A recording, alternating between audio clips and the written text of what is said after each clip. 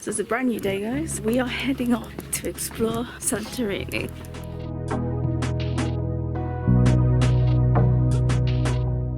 So we're on our way to our next part. The island itself, from one end to the other, is only about an hour's drive. I thought I'd pull into this little area to show you guys. When we pulled in, we had the windows open because it's quite hot and it's quite dusty, and suddenly the whole car filled with dust and sand.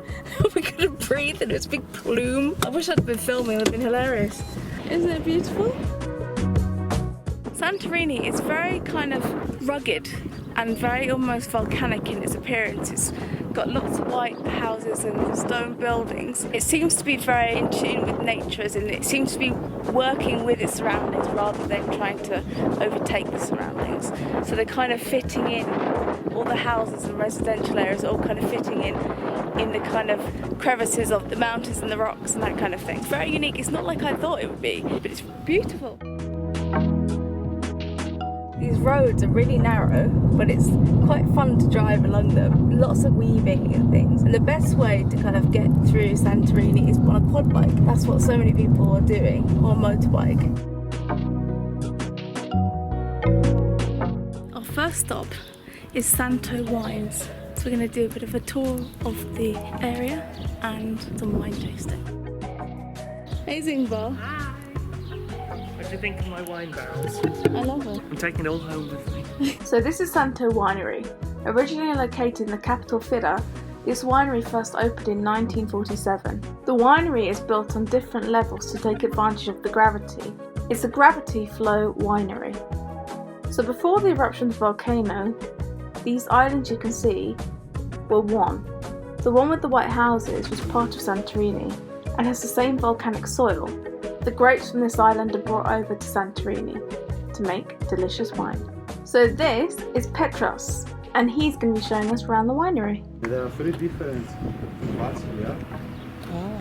Where the farmers by hand with a basket, they drop inside, the grapes. Let's make a stop here. This is the vine of Santorini, and due to Santorini's extremely weather conditions of the tense sunlight, the low rainfall and the extremely strong winds we have some days, grapes are susceptible to damage. To overcome this threat, we came up with this distinctive way of the vine formation, where the vines are being trained in spiral. Baskets shape very close to the ground, and the grapes are in the middle and are protected from all the weather conditions. This unique method exists only here in Santorini, and the name of this method is kouloura, which means like a circle, like a basket in Greek language. Another significant about the vineyards and the soil, it's a mixture of lava, volcanic rocks, ash, and minerals that gives to the grapes their unique characteristics. The vines, they get the water they need from the atmospheric humidity and the sea mist. Works like a sponge, absorbs the humidity in the night and again evaporates during the day. This is the first level of the winery, which is the pressing, crushing and maceration stage. The grapes are being classified.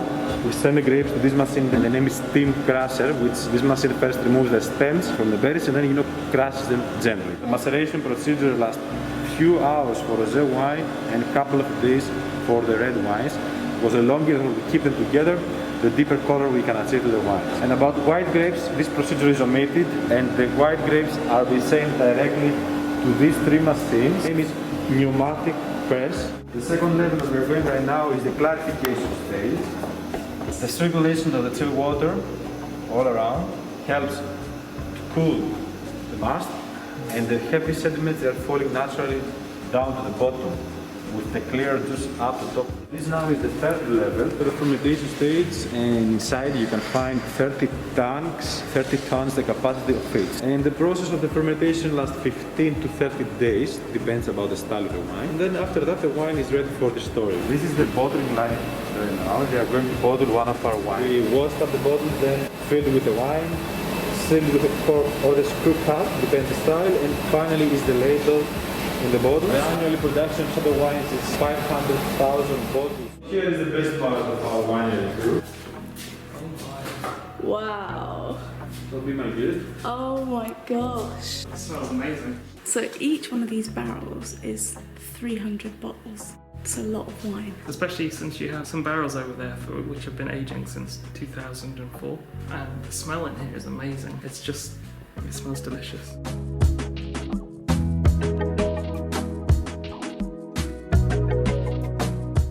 So was very cool in there. Now we get to do the tasting. So we've just done the wine tour. It's really, really interesting. Santo Wines doesn't have a vineyard per se on site, but it's kind of made up of lots of vineyards scattered all around the island. Some of the vineyards in Santorini are 300 years old. I can't wait to try the wines.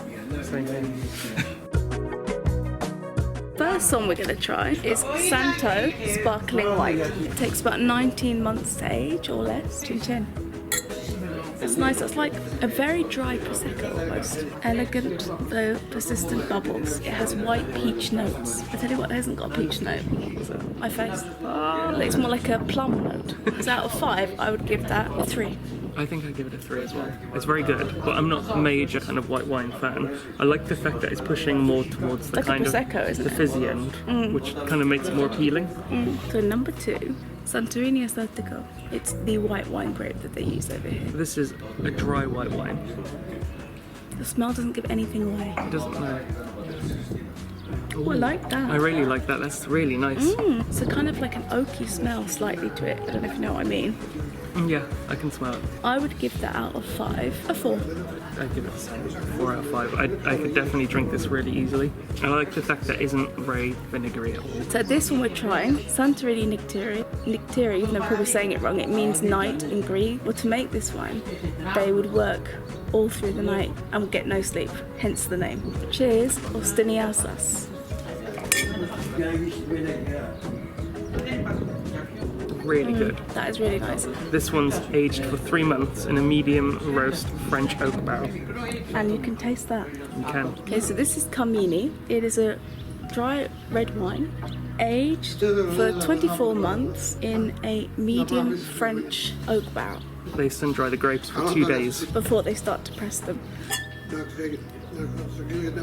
Oh, that's lovely. I really like that. I'm not a red wine fan, but this is almost virgin and porty in its flavour. But you can still tell it's a red wine. That is good. It's really good. I like that. Boom. This is the dessert wine, Santo. A bit richer smelling than the last one. There's more of a kind of a spirit smell coming from it.